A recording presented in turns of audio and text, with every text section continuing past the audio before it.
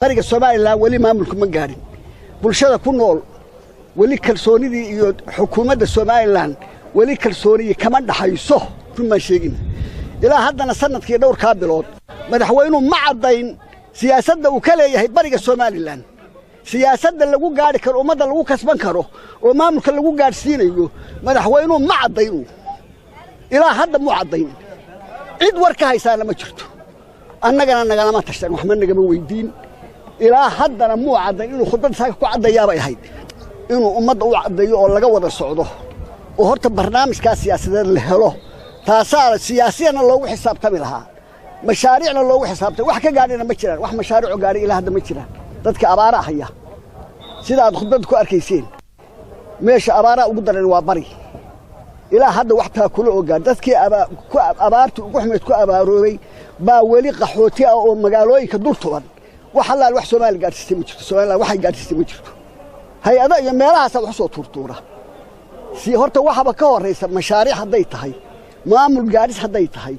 kalsoonida ummadda la kasba haday tahay horta bolosiga xukuumaddu madaxweynuhu ka leeyahay waa inuu cadeeyaa markaas aad wax walba la gaarsiin kara bolosiga ka leeyahay ma farqu ka qaaday Puntland baa iska marmaraysa meeshii ma ba iska daayo ma wuxuu waxa la yiri wiil yar baa waraaba halka taagay naga tag odagii bahal kula tagi islaantii baa tir naga tag bahal kula tagi waraabi wuxuu ilaahayow aabihiina isii hooyadiina isiisay adigu maxaad igu diidaysaa Puntland baa hadda sidaa la iyo federaalkii baa inta waxay leeyihiin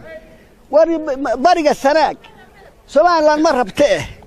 ilaahu maxaad noogu diidaysaa bay leeyihiin way iska dhaxmarmarayaan walba waxba kaga jiraan because of xudun oo degmada aan ka soo jeeday habeen hore waxa ka hadlayay odayaasha deegaanka oo dhan baa ka hadlayay waxa ay ilaa xad gaaray meel aan la gaari karin hore loo gaarin waxay gaareen inay yahay Somaliland naga baxdo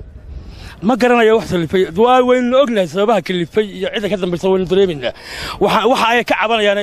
libta inta la keentayna waa wax qabadaan iyo baahi fara badan oo jirta awgeed abaara baahsan baa ka jira biyalaan baa ka jirta ilaa xad wax la gaaray in xalay wax la ii sheegay in xataa biyihii caanaboona ciyalka lagu qasayay aan laga haynin laakiin inta meesha joogay bariga hadda la soo hal talaaga duu labada sano u sheegay kaliya oo joogay